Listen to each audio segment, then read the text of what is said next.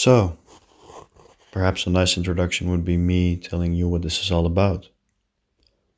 I am a recently graduated student who has degrees in both political science, international relations, as well as Asian studies, with a focus on political economy and the foreign policy of China.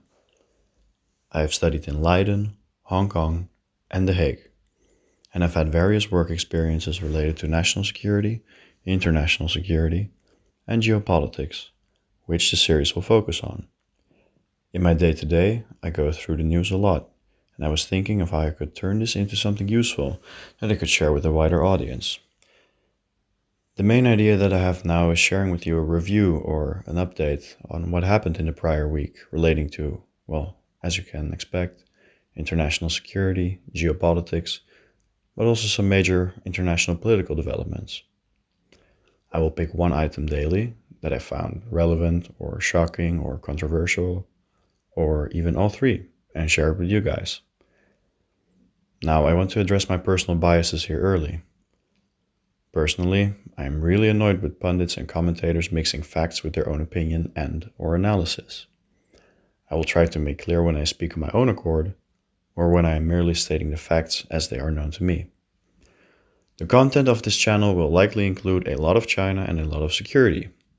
If this is not to your liking, then this channel is probably not for you. However, I do feel that focusing on China alone does not give an adequate picture of the fast-changing world that we live in. There are many stories that, to my frustration, do not meet the light of day here in the West. I will try to include topics from as broad a terrain as possible.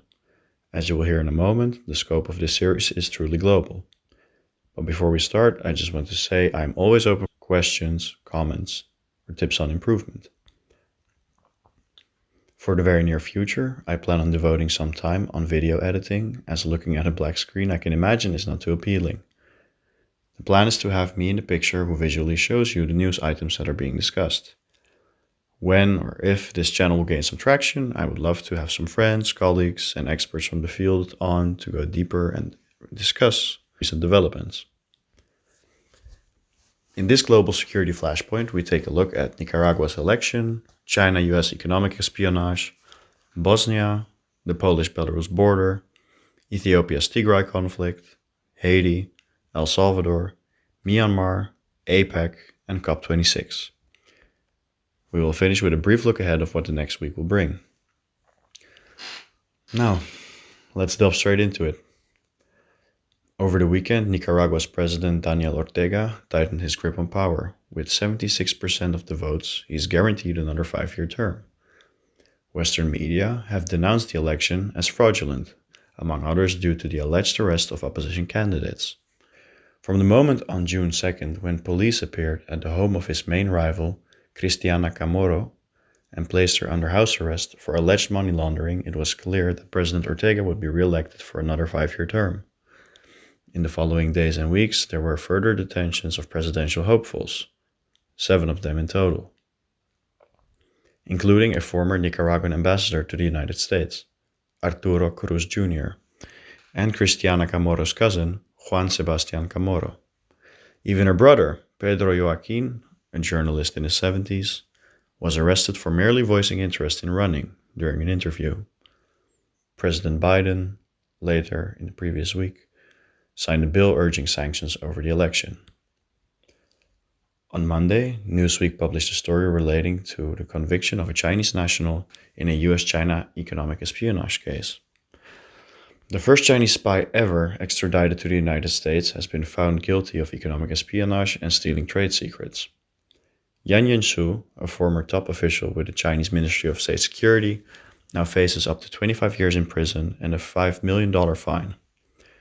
The MSS, the Chinese Ministry of State Security, is China's national foreign intelligence agency, and the Washington Post has linked the group to a number of hacks of classified military equipment. Beginning in 2013, Xu had reportedly spied on a number of top aviation and aerospace companies, most notably Cincinnati-based GE Aviation. He would recruit employees from GE to give lectures in China, telling them that the information would be used in university presentations. In 2018, Xu traveled to Belgium under the guise of meeting with a GE employee to discuss further trade secrets. However, that employee was also working with the FBI in conjunction with the Belgian government, and she was arrested and extradited to Cincinnati. Begin quote, "The jury, by its guilty verdict here today, held Xu accountable for his classic spy techniques," end quote, said acting U.S. Attorney Vipal Patel. Another quote, "Xu conspired to commit economic espionage on behalf of the Chinese government, and he tried to steal the valuable innovation and trade secrets of industry-leading American aviation technology companies." End quote. "This office will continue to seek to protect American innovation and hold accountable those who attempt to steal our nation's science and technology, regardless of status or affiliation, whether civilian, military, or spy," Patel continued. Xu is believed to be the first Chinese spy to ever be extradited to the United States to stand trial for espionage. The case was heralded as a major victory for the American people and the FBI. Now, turning to the European continent, where old wounds are at risk of metastasizing again. On Tuesday, Al Jazeera published a piece on the risk of conflict escalation in Bosnia in the Western Balkan. Bosnian Serb leader Milorad Dodik says he will move ahead with the plans to withdraw Republika Srpska, the Serbian majority entity that makes up parts of Bosnia-Herzegovina, from national institutions, brushing aside international concerns that such an agenda could spark a renewed conflict in the ethnically divided Balkan country.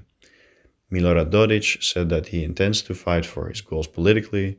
However, if there is a NATO reaction, he will invite friends who, enter quote, "will not leave them stranded," end quote.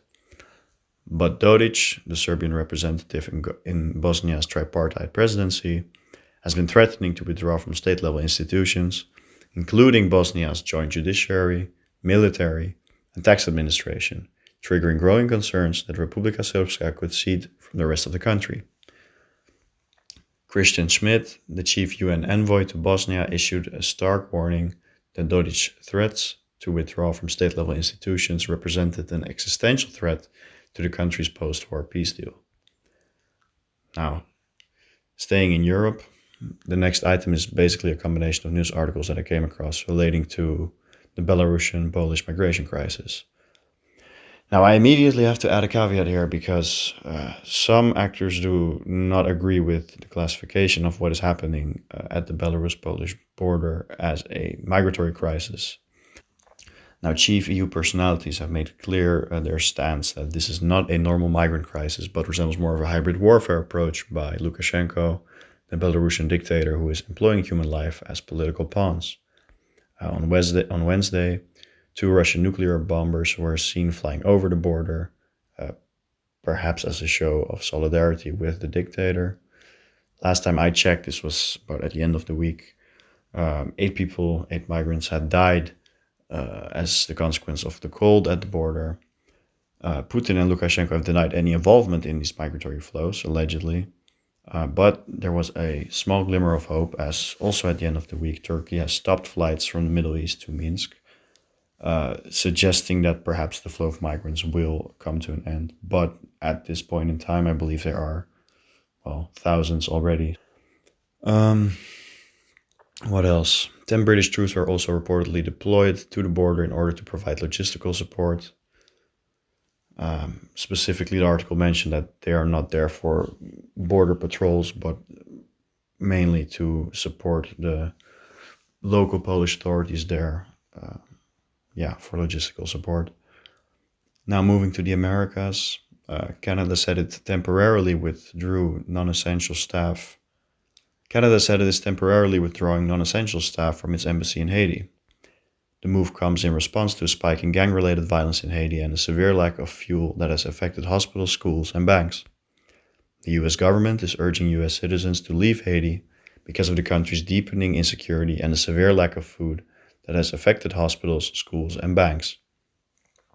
Gas stations remain closed on Thursday. The rare warning from the US State Department comes as Haiti's government and police are struggling to control gang violence that have affected fuel distribution terminals for several weeks now. Now turning to the African continent. The civil war has shifted dramatically since Prime Minister Abiy Ahmed began a military campaign into Tigray region a year ago. With Tigrayan fighters advancing towards the capital, Ethiopia is now at risk of collapse. Tigrayan rebels have killed more than 150 civilians in the Amhara region on suspicion of being informants or offering aid to federal forces, the government-affiliated Ethiopian Human Rights Commission said in a report. The investigation, published on Saturday, which draws on 128 interviews, focuses on parts of Amhara which saw heavy fighting in July and August between fighters from the Tigray People's Liberation Front, the TPLF, and Ethiopian soldiers, as the country's brutal conflict enters its second year. On Friday, APEC, the Asia-Pacific Economic Cooperation Conference, reached headlines over a failure to reach consensus over the US hosting the summit in 2023. A Reuters article alleged that this stemmed from Russia blocking the decision over sanctioned individuals. A military court in Myanmar has sentenced American journalist Danny Fenster to 11 years in prison, his lawyer said on Friday. Fenster has been denied bail and held in a prison in Yangon since May 24. At a court hearing on Friday, his lawyer, Tan Zhao Ang, said Fenster was found guilty of 3 charges brought against him by the Myanmar military. Those charges include visa breaches, unlawful association with an illegal group, and incitement under Section 505A of Myanmar's Penal Code, which makes it a crime to publish or circulate comments that, quote, cause fear, end quote, or spread, quote, false news, end quote. Fenster was also given a fine in local currency equivalent to $50. The trial was conducted in a military court inside Insane Prison, with proceedings closed to the public. Now, back to the Americas.